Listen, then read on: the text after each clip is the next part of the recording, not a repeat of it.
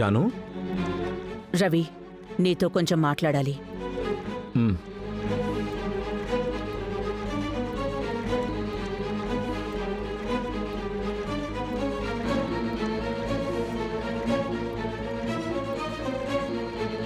జాను, ఏంటి జాను, టైం 10 అయింది, నువ్వింకా పడుకోలేదేంటి?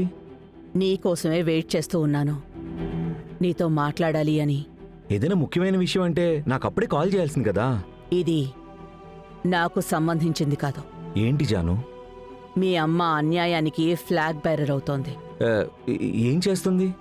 ఏం చెయ్యట్లేదు. బంగారీని ఎలాగో ఒకలా కష్టపెట్టాలి అనుకుంటోంది. ఏం జరిగింది జాను?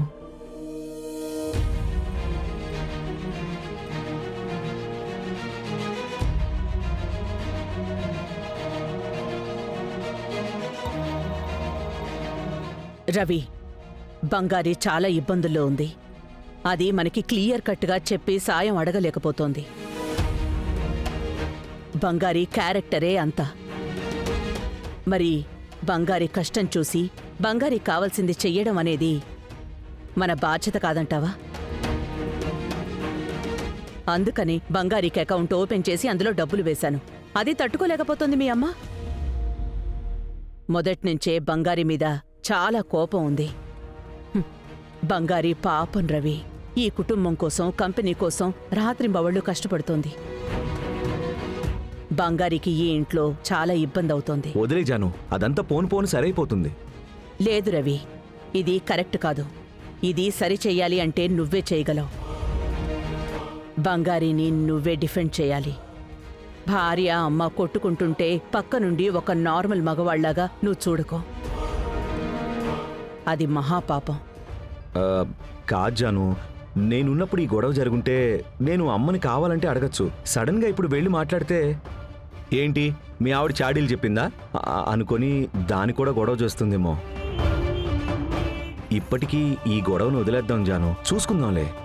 రవి, బంగారీకి ఏదో డబ్బులు అవసరం ఉంది. తను నోరు తెరిచి అడగడం లేదు. నువ్వు బంగారీతోనే ఉంటావు కదా. తన భర్తగా తనకున్న కష్టం, నష్టం, అవసరం అన్నింటినీ బంగారీ అడగడానికంటే ముందే తన అవసరాలు తీర్చడం అనేది నీ బాధ్యత. ఓకే జాను, నేను చూసుకుంటాను.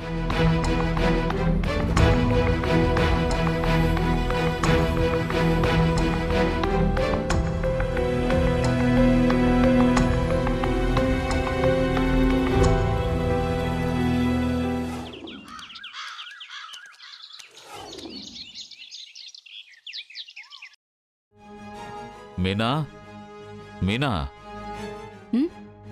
ఇలారా. ఏం నిర్ణయించుకున్నావు నువ్వు?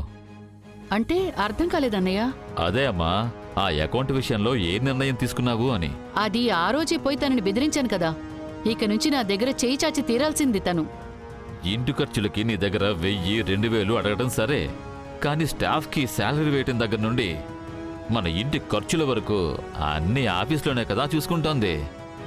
అదేం చేస్తావు? అది అది పెద్ద ప్రాసెస్ అన్నయ్య. అదేమంత పెద్ద ప్రాసెస్ కాదమ్మా. అత్తయ్య సంతకం చేశారంటే మొత్తం మారిపోతుంది. ఎలా? అలా ఎలా మార్చేస్తారు? నేనేమైనా కంపెనీలో పనిచేస్తున్నానా? నీకు మార్చివ్వక్కర్లేదమ్మా. మన రవి ఉన్నాడు కదా, రవికి మార్చివ్వచ్చు కదా. తనే కదా అన్ని పనులు చేయాల్సిన వాడు. అవునన్నయ్య. ఏంటి అవునన్నా? ఇదంతా నేను చెప్తేనే చేస్తావా? మొత్తం వ్యవహారాలన్నీ అల్లుడినే చూసుకోనివమ్మా. అల్లుడి దగ్గరే అధికారం ఉండాలమ్మా. మంచో చెడో నీ కొడుకు చూసుకోవాలని నువ్వనుకోవటం, మా అల్లుడు చూసుకోవాలని నేననుకోవటం తప్పే కాదు. అందులో మనకి ప్రాబ్లమే లేదు. కానీ ఆ బంగారు చూసుకోవడం అనేదే మనకి చాలా పెద్ద అవమానమమ్మా.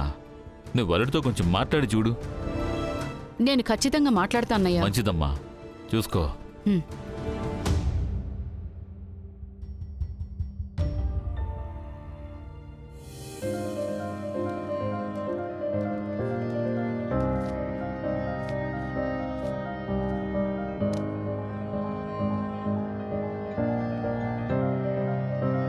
ఉఫ్.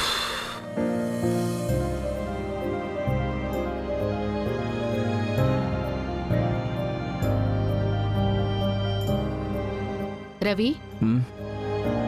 చెప్పమ్మా. టైర్డ్గా ఉన్నావా? టీ తాగుతావా? లేదమ్మా, వద్దులే. లేదురా, బాగా టైర్డ్గా ఉన్నావు కదా. జ్యూస్ ఏమైనా కొద్దిగా చేసి తీసుకురమ్మంటావా?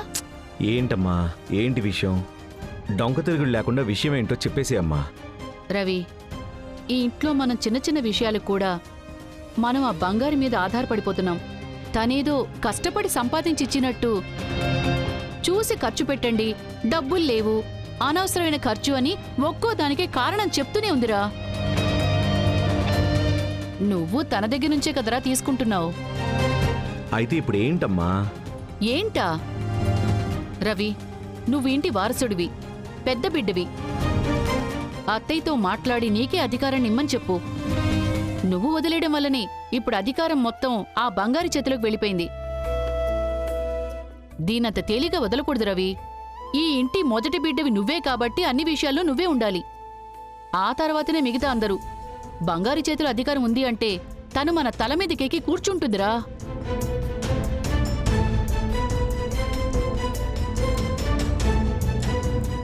రవి, నేను చెప్పేది నీకు అర్థమవుతోందా లేదా? అమ్మ ఎప్పుడు తప్పుగా చెప్పదురా. నీ మంచి కోసమే చెప్తున్నాను. కుటుంబం మంచి కోసమేరా చెప్తున్నాను. నువ్వు దయచేసి అత్తయ్యతో మాట్లాడరా. నువ్వు మాట్లాడితే అత్తయ్య సరే అని అంటారు. నువ్వు బాధ్యతగా లేవనే కదా బంగారికి బాధ్యతను అప్పగించారు. ఇప్పుడు నువ్వు కంపెనీలో అన్నీ దగ్గరుండి చూసుకుంటున్నావు కదా. నీకంటూ సెపరేట్ ఐడెంటిటీ ఉంది కదా. మరేంటి, ధైర్యంగా అడగచ్చు. నీకివ్వలేము అని ఎవ్వరూ చెప్పర్రా.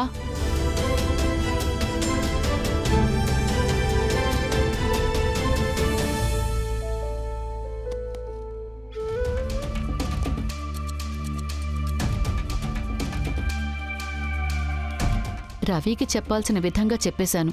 ఖచ్చితంగా వీడు బంగారుని ఎండగడతాడు. చూద్దాం.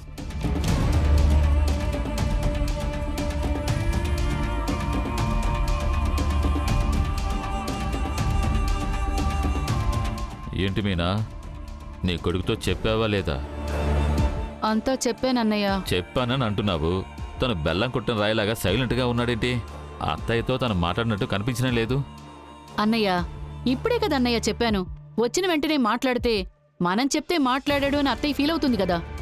వదిలేండి అన్నయ్య, వాడే మాట్లాడతాడు. మీనా, ఎలాగైనా సరే బంగారు నుంచి నువ్వు మొత్తం బాధ్యతల్ని తీసేసుకోవాలి. తనకి పదవున్నంత వరకు, పవర్ ఉన్నంత వరకు మనకే సమస్య.